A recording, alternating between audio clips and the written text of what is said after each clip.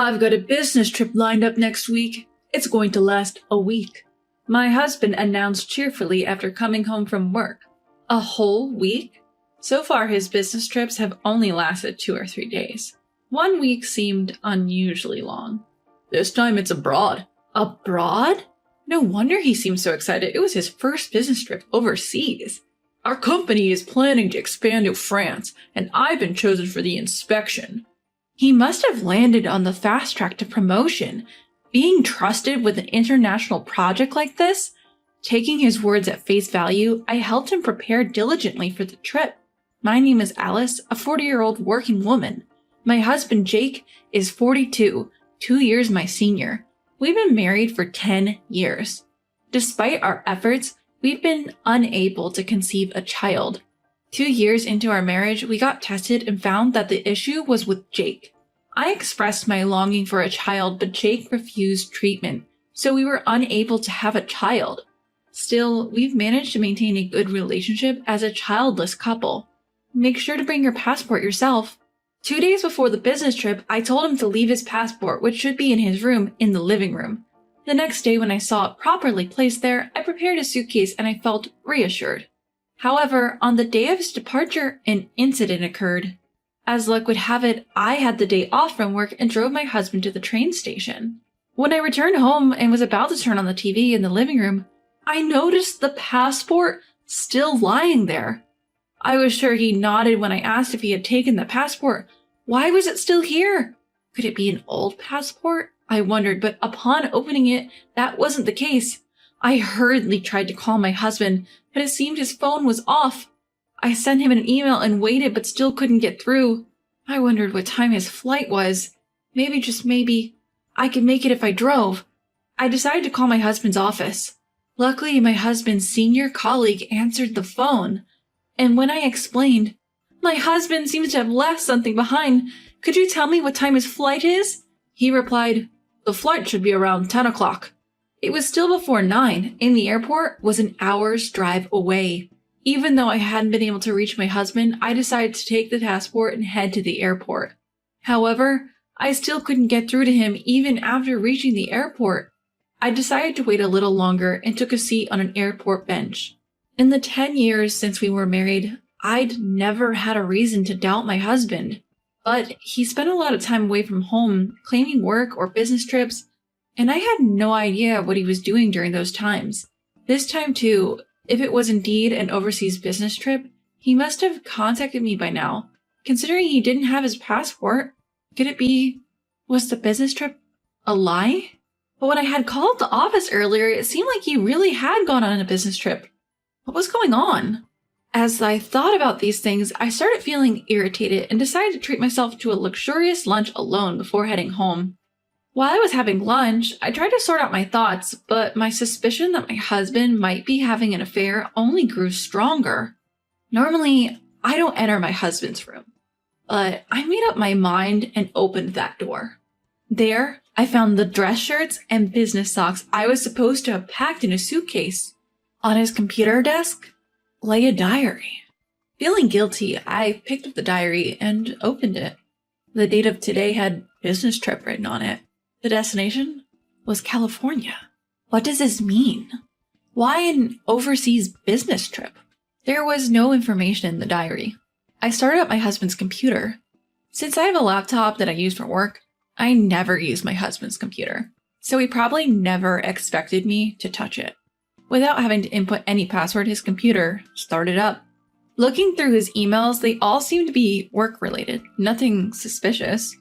I opened all the folders one by one, but nothing seemed to be of concern. Was I overthinking this? But something didn't add up. Suddenly, I decided to check his internet history. Then, I stumbled upon a shocking truth. Night fell, and I finally received a call from my husband. "What's going on? You've been trying to contact me all day." He sounded annoyed. Somehow I managed to stay calm and asked, "Where are you right now? You left something behind." "I've just landed in France. What did I leave behind?" At that moment, I thought I heard a woman's voice in the background, but I only conveyed the necessary information. "Your passport." "What?" Hearing my husband's flustered voice, I quickly lied. Just kidding. You left behind one of your dress shirts. Can you manage with washing and such? He sighed. I'm not a kid. I can manage with one less shirt. Trying to sound as calm as possible, I said, right. Do your best on your trip, and hung up the phone. A week later, on the day my husband was to return home, I took the day off and waited at home. This week seemed both long and short at the same time, a strange feeling indeed. I was keeping a low profile in the living room when he came home in the evening.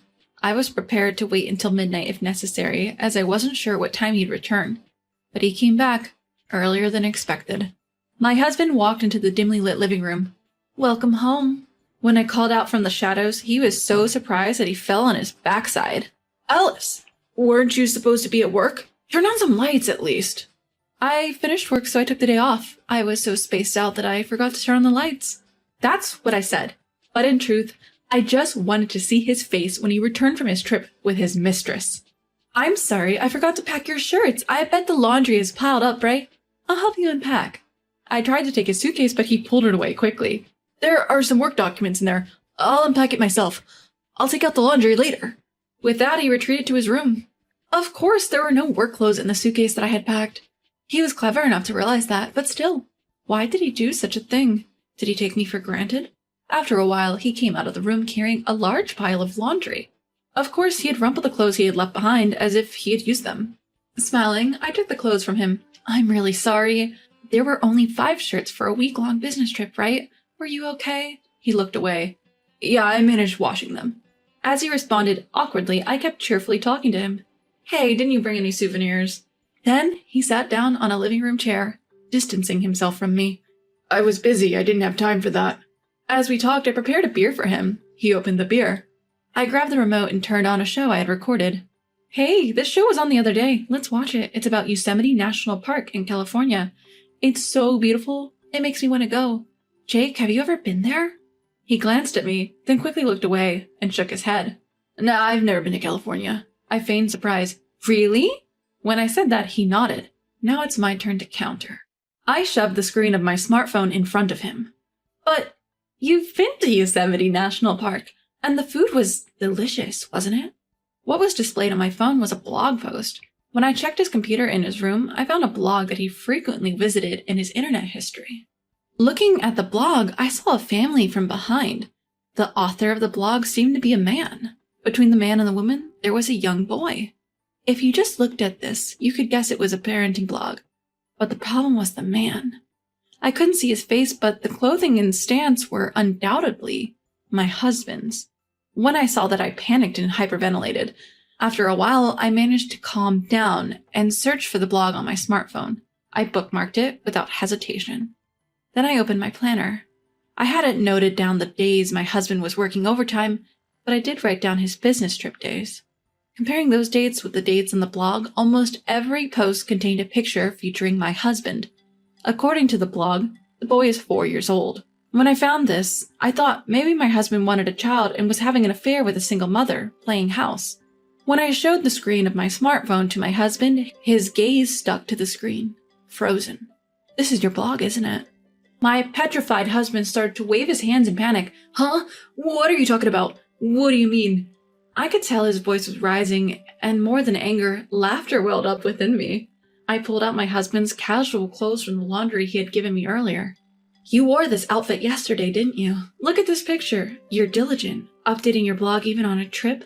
I showed him another blog post. And this outfit is the same, right? To prevent him from making excuses, I had taken his clothes out of the chest of drawers. As I pulled out his clothes while comparing them with the blog, my husband seemed to give up, started to sob, and began to kneel down in apology. I'm really sorry. It was just a momentary lapse. A girl I met at a bar seemed to take a liking to me, and she said she was a single mother, so I got caught up in advising her. Oh, isn't that interesting? Taking your mistress along on a company trip? How impressive. As I looked at my husband with cold eyes, he continued without looking up. No, you've got it wrong. She wanted to go to California, and it just so happened my business trip was to Yosemite, so we met up there. Are you serious? My husband kept his head down and begged for forgiveness. It was just a moment of weakness. I'll break up with her. I won't see her again, so please forgive me. I let out a sigh. That's a cheap apology. With that, I placed the divorce papers in front of him. When he checked the divorce papers, he once again apologized dramatically. "I'll pay compensation money. Don't say we're breaking up." I could only sigh. Cheating for 5 years on a whim, that's half our married life. Upon hearing those words, my husband's face changed color. I continued.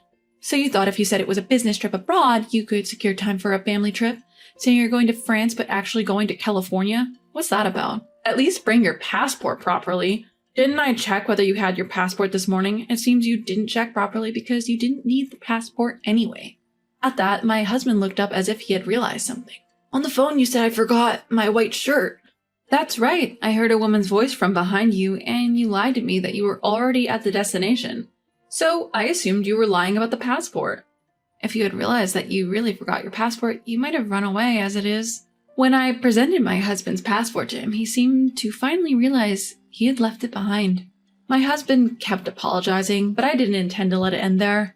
"If you admit to cheating, you shouldn't have to lie." I showed him a certain investigation report and bank book. Interesting enough, my husband turned pale. "You met her 5 years ago, and this child is now 4. It seems you acknowledged this child on your own, and have even been paying child support."